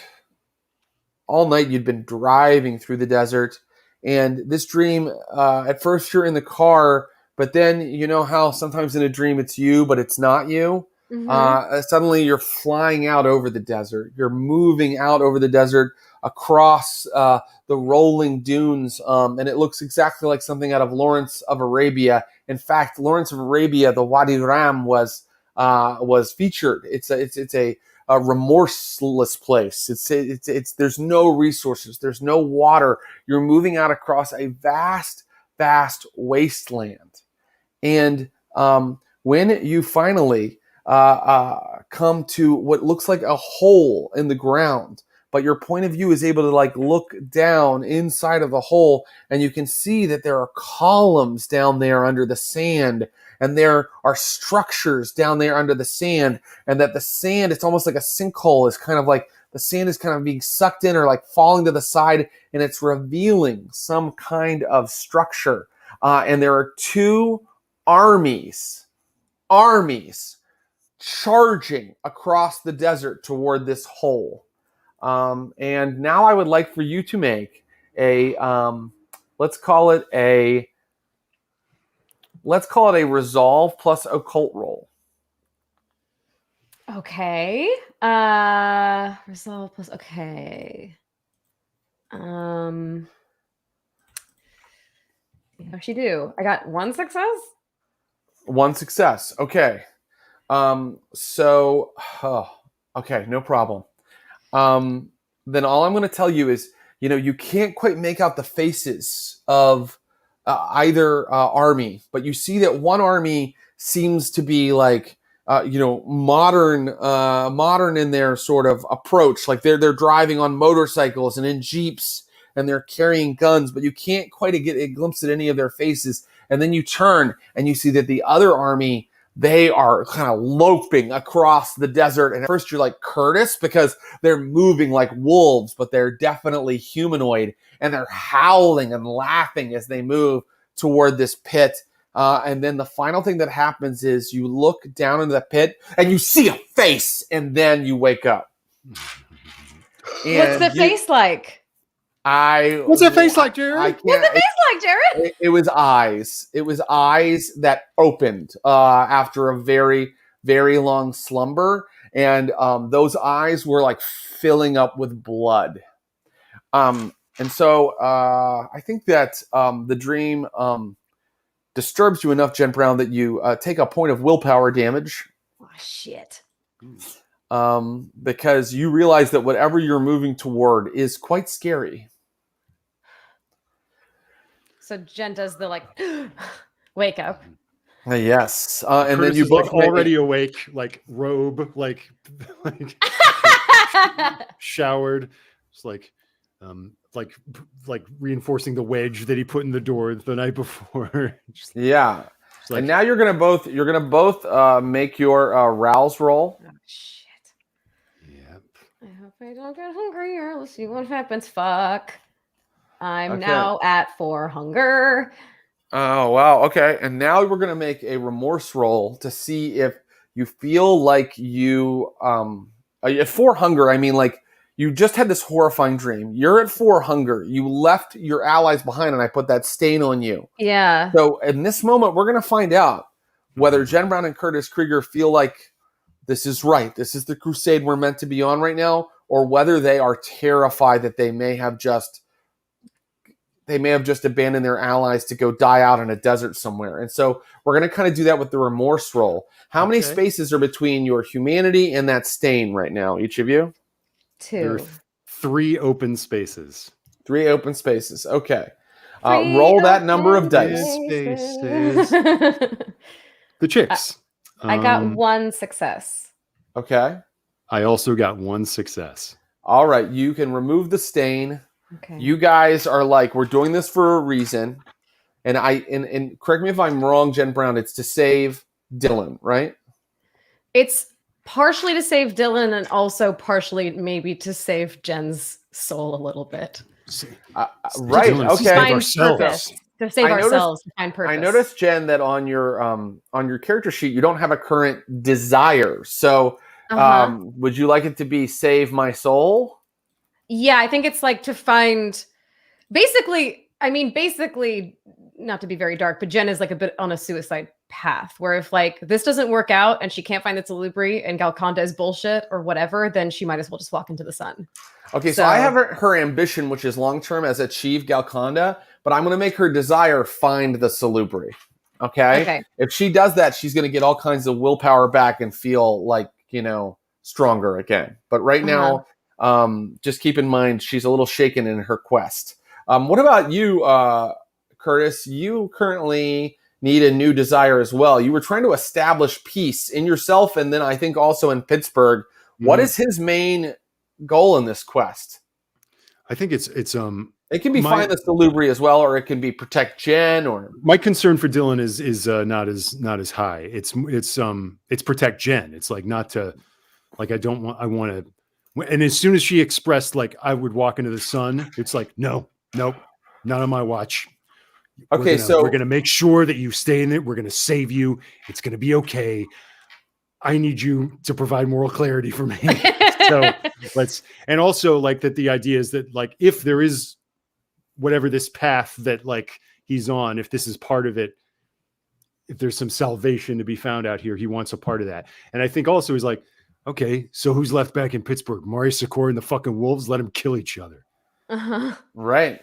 I'm going to put protect Jen down. In order for the desire to be filled, you have to get her out of this, you have to get her safely out of this quest, right? She doesn't have to find the salubri for you to get your desire fulfilled, but you have to get her into Jordan, follow her through to the end, and then get her out. Exactly. Okay. It's a bodyguard. Dude, it's actually it sounded like a military operation the way I phrased it just now, which is perfect for Curtis. Exactly. He's the military contractor protecting an ambassador.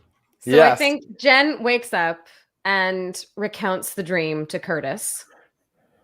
And is a bit like, are you sure you still want to do this? No, I changed my mind. Let's fly back. Yeah, I want to do this. All in, yeah. Jen kind of takes sitting around in a fucking Steel City waiting for a fucking wolf to bust through the door and rip me in half again. Jen kind of takes Curtis's hand and says, thank you for coming. I know you say that you need me all the time, but I need you too.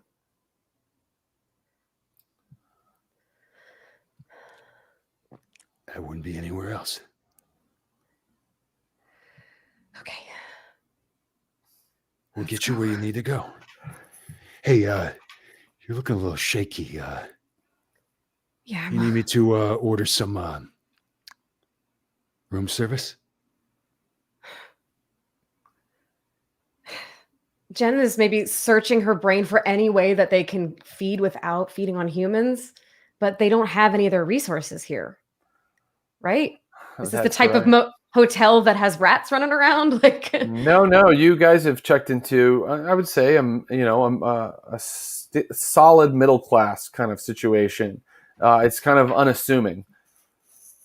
Okay. It is a developing world, so it's not quite like a Hampton Inn outside of Cleveland, but it generally is just kind of the most forgettable looking one that's kind of surrounding this Petra complex.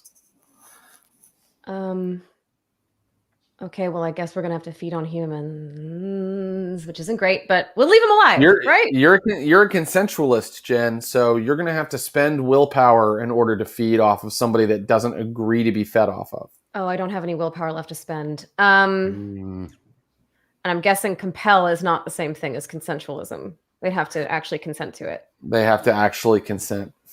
Well, I'm assuming I brought some money. So could I try to bribe a motherfucker?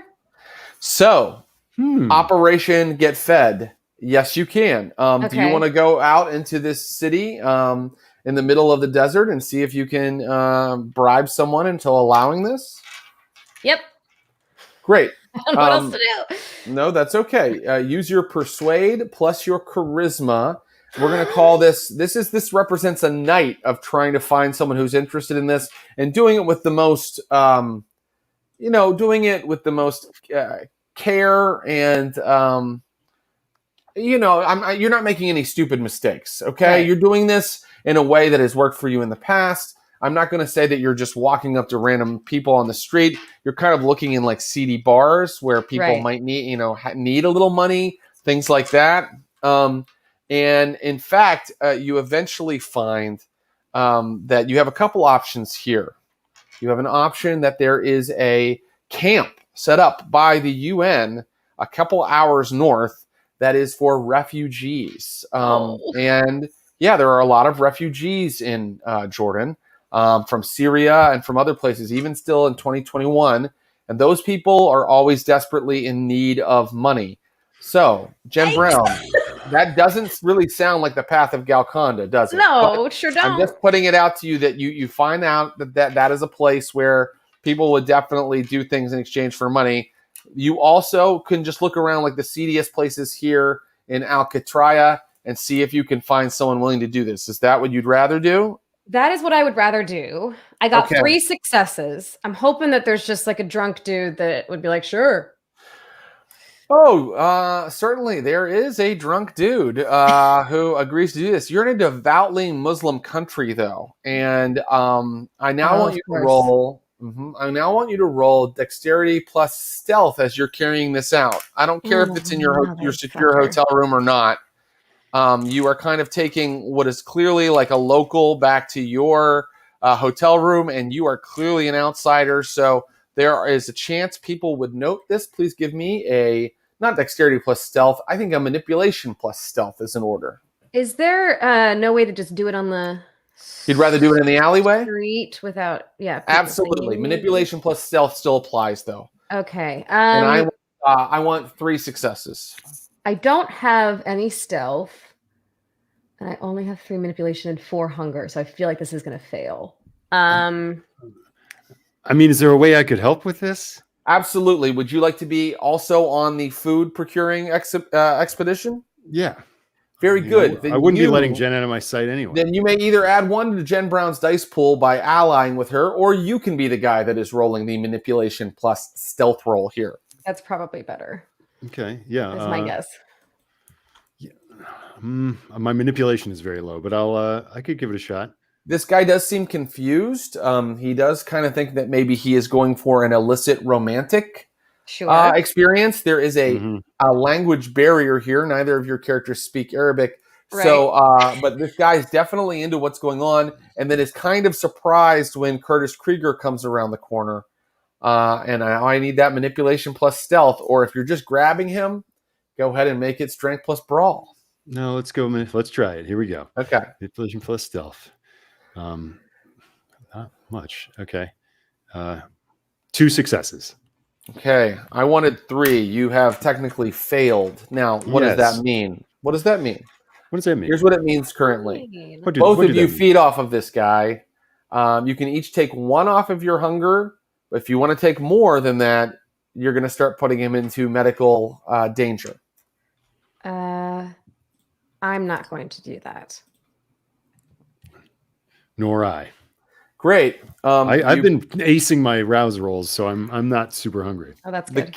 The kiss of so it's interesting. This guy was willing to pay take your money to go in a back alley with a deformed woman, like a woman who looks like she's like had a bad accident, and that's what he thought was happening. Like this woman, she's so horribly disfigured that she needs any kind of man, and she'll pay. Then he realized when Curtis showed up that something different was going on. This guy's kind of like heavy set. He's got like an American like sports team shirt on. He's very kind of unkempt and was definitely hanging out in the worst spot you could find in Alcatraz.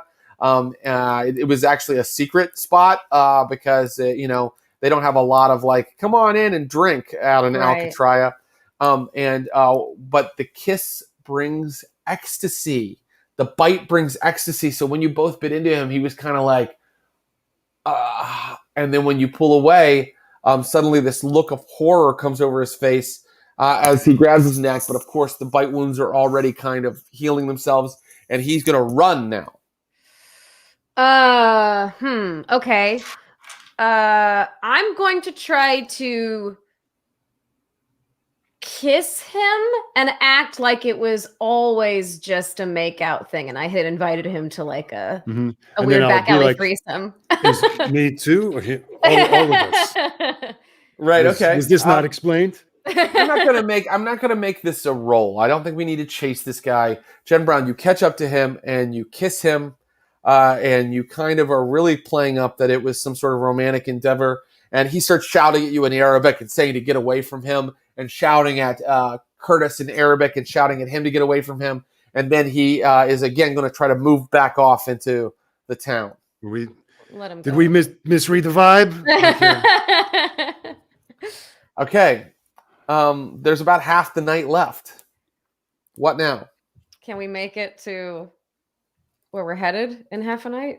Well, you're technically on the edge of the Wadi Ram now, and there's a giant ruin here called Petra. Maybe Jill can even, if you don't mind, Jill, find an image of Petra. I describe it as glyphs, but it's more of like a building. Yeah, that's built right into the side of the mountain.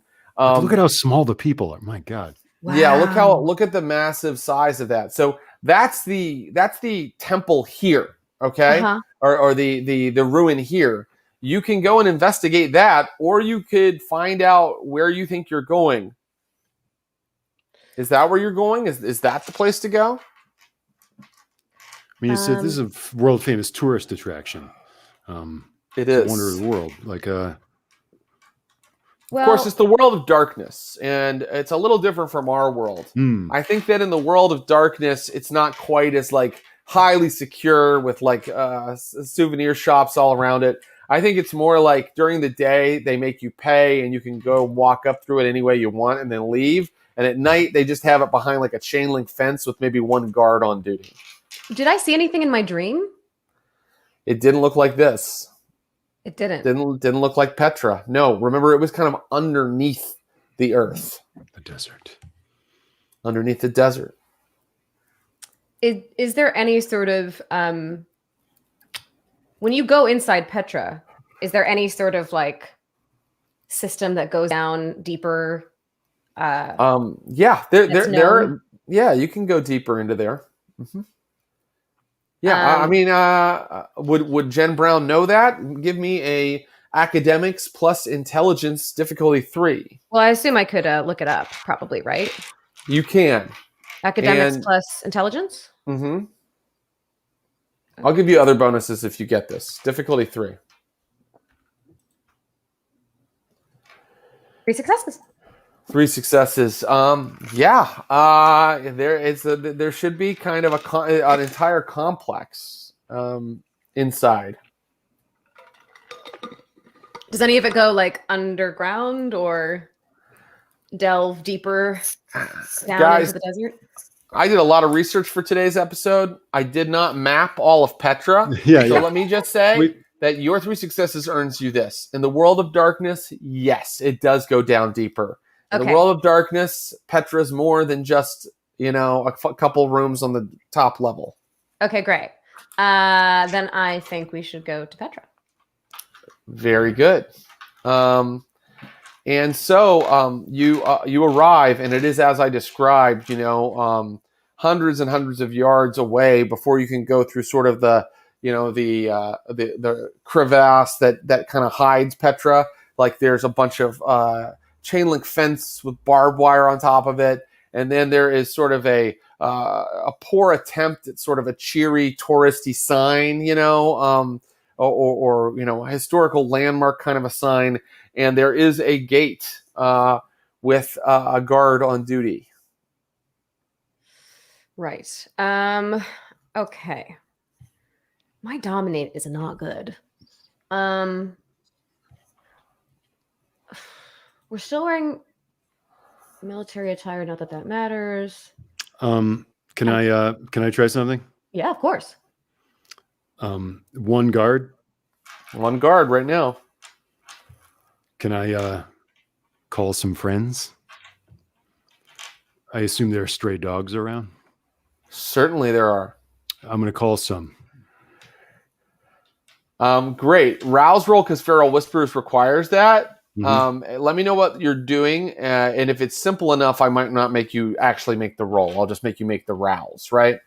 I won't make you roll to see how many dogs or what you're making them do. I got hungrier. I want to summon some dogs to start pestering this this guard. Let's make the roll to just see how badly they pester him. It's such a fun plan that I'm probably going to just let it work, but I just want to see the extent to which this goes down. So Feral Whispers is an animalism plus charisma or manipulation. Great. I'm going to go charisma plus animalism. Here we go. That's a 5, baby. 2 successes. Okay. They distract him. He's distracted. He's outside of his sort of post, yelling after them, and he's even like pulling a sidearm and threatening them with it, although he's not firing. And he's like, "Get out of here!" In Arabic, he's like, "Get out of here, you mangy mutts, huh? Get out of here!" And he's like threatening to like shoot it off, and he's not watching his post. And in we go. Because we also can do unseen passage, can't we? That's right. So it's I can do that as well. Yeah. Does it require a rouse? For Unseen is things? unseen is a rouse, but I can go silence of death for free. So I think I can. Oh, and I and can that- do and cloak of that's- shadows. That's like an area of effect sort of thing where I could Oh yeah. I can make us Pl- both silent if Oh, great. run abreast. Ah, great. So you guys run behind him silently. Because definitely your footsteps would be like, but not now. It's like you go right in behind him. You go between the large rocks that kind of form like a natural doorway into the area where Petra sits, and there it stands before you. Oh, look! Jill even found a picture of you guys. Here we are. Jill, why couldn't you make this at night? Okay, so there it is, and I assume you wish to investigate and enter. Yes. Mhm. Very good. Why not? Well, let's handle this a little more quickly too, because we're at 11:52. But I have a thought of where this is all going. Don't worry. I would like for you to please roll your wits plus investigation. Okay. Wits. Investigation. Okay. Not the best. 2 successes. Okay. Okay. How'd you do, Curtis Krieger? 2 successes, but I'm going to re-roll with willpower. Okay. 3 successes. Okay. Jen Brown and Curtis, you have gone down underneath. You've walked around into the different, chambers. It all has the signs that someone has been through to tourist-proof it. You know what I'm saying? So apparently tourists also come down here during the day. And certain areas are roped off. But you go down those as well, and you just find like dead ends or places where people could kind of fall on like some dangerous rocks. But Curtis Krieger, your 3 successes mean that as you're investigating, you hear movement up top outside. Okay. I cloak of shadows. Is it coming closer to us? Well, a voice now echoes out. Can we Hello! Uh-oh. I'm going to need you to come out of the ruin. Does it sound like the guard? You didn't hear him speak. Well, he was saying, "Get out of here, you mangy mutts." Oh, he was. He was speaking in Arabic, though. And does this his guy is voice speaking sound in like really good human. Human, Jesus Christ. English. That was not a Freudian slip. That was just a strange flub up. Okay, so he says, hello. It does not sound like his voice. I'm gonna Please do use not make me send my friends down there after you. It would be an unfortunate turn of events. I'm gonna use heightened senses to try to hear how many creatures are around us. There are at least 9 or 10 breathing breathing bodies outside. Yeah. Breathing. Mm-hmm. Okay. Do I smell? I don't know. Can you smell vitae off of a vampire? Is there? Can I tell if they're not at this distance? You guys are okay. like on the lower level, like tucked down, So you'd have to come up and then come out, and then maybe you could get a little bit more sense. There's a lot of them, and they're breathing. Humans. Okay. See us come in. I mean, they're going to come down after us if we don't come up.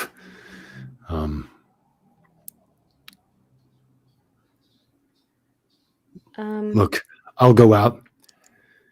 If things go sideways, I'm coming. Make a break for it. Sure, come with me, but stay back.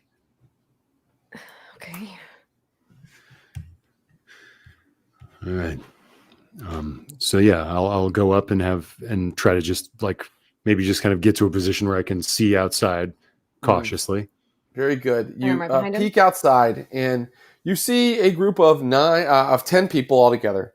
9 of whom are definitely, they have the They're Arabic, but they look to be Jordanian, but they look alive, right? And they're in all kinds of like, sweaters and like various like, practical desert garb for the evening. And they're all holding guns. Some of them have like little SMGs. Others are holding rifles. There are 9 of them. In front of all of them is a slightly heavy-set figure in a kind of nice white suit. Looks to be Armani or better. Some gold chains around his neck, some rings on his fingers, a beautiful black goatee, and a beautiful black head of hair. And he is not alive. And he goes, "Where is your friend? Do not hide your friend, Mr. American." Where's the woman? I get rid of Cloak of Shadows. Now come out. Come out here. Sorry, we didn't realize that, it's hard to do our tourist visits during the day. Yes, a tourist visit. Feeding on the citizens of this city in the middle of the street. Like the stray dogs that you have implemented in tonight's sneaky little errand. My name is Rahim of the Ashira. What are you doing in my country? Can I look at him and see if there's any indication? Because do I know what the Ashira is? You don't necessarily know what the Ashira is, unless you can give me a intelligence plus politics roll. But this is kindred politics, and it's not something Jen Brown has ever shown herself to know a ton about. I need 4 successes. Okay. I got 5. Jen Brown, the Ashira is the Camarilla of the Middle East. Is the most simple way to put it. We don't want I'll ask again. Why are you in my country? You won't have to worry about us much longer. We're just passing through. Oh, no. You don't pass through here without my permission. Then can we have it? No. Come with us or we will shoot you full of holes with all of these men with guns. Okay? We have a long talk. Right? We have to do a little talking. Come on. And he starts gesturing you back to like all these Jeeps that you can now see parked outside the guard station. Son of a bitch. I look at Curtis and I'm just going to follow his lead. Okay. So our back is literally to the wall of this mountain. That's right. So now is our final moment in today's game, and it's the make or break moment. Do you guys make a run for it, or do you go and talk to this guy? I don't really see a way out, so I'm going to walk towards him. Okay, I follow Curtis. Mm-hmm. The men with guns put you into one Jeep, are trying to put you into one Jeep while he gets into the front seat of it. So in the back seat, it'll be a guy with a gun on you, a guy driving, and him in like the front seat. Okay, but we're together? Uh-huh. Okay. Yeah, that works. You see, I trust you. Huh? Good. I'm not such a bad guy. Hey, I think you'll find that neither are we. Let's talk. And the Jeep drives off into the desert. And that is where we will end today's episode. Uh-oh. So I rolled a bunch of times to see if different people would get wind of you. And you guys did really well staying quiet until you had to feed. Oh. And when you had to feed, Ross, I believe, got 2 out of the 3 successes that he needed. And you also were taking risks, eating in the middle of the street. And so eventually someone found you. So that's fun. You get to hang out with the Camarilla, a version of the Camarilla again. Our favorite. Your favorite friends. We will continue this story next time If Abu is back, we may be jumping between the two parties. But good Lord, that's the kind of game we play here with Vampires of man. Pittsburgh. So I think it'll be quite all right. Thank you guys again. This Globe-trotting. was so much fun.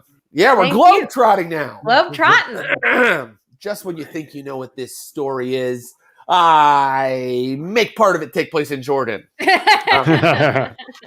Oh, great stuff, man. Well, no, you guys make it great. So thank you for these incredible scenes together. And this relationship between these two characters is so fun. So that's Ross Bryant and Ashley Burch. You know where to find them. Find them on social media and tell them you love them. I'll say bye-bye to next week. See you guys. See you guys. Bye-bye. That was today's episode of Vampires of Pittsburgh. Vampires of Amman.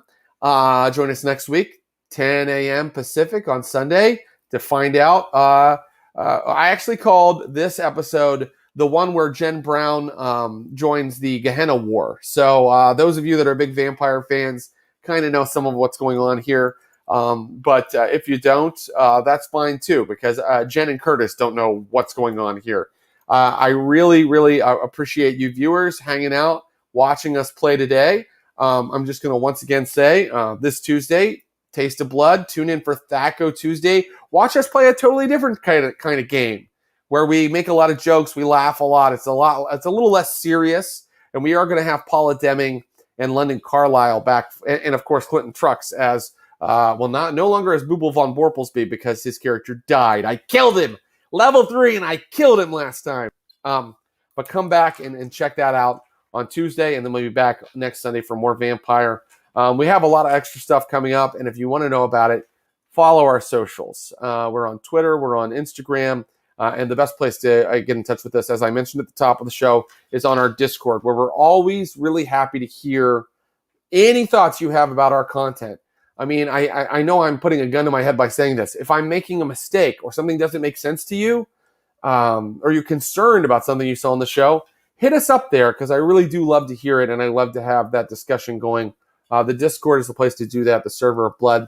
We also have merch. Go to our Threadless store, Threadless, I think it's Threadless/Stream of Blood, and find our merch. We've got all kinds of Vampires of Pittsburgh merch, in addition to the other games we play, like Blades in the Dark and things like that. So we would love for you to wear our swag proudly.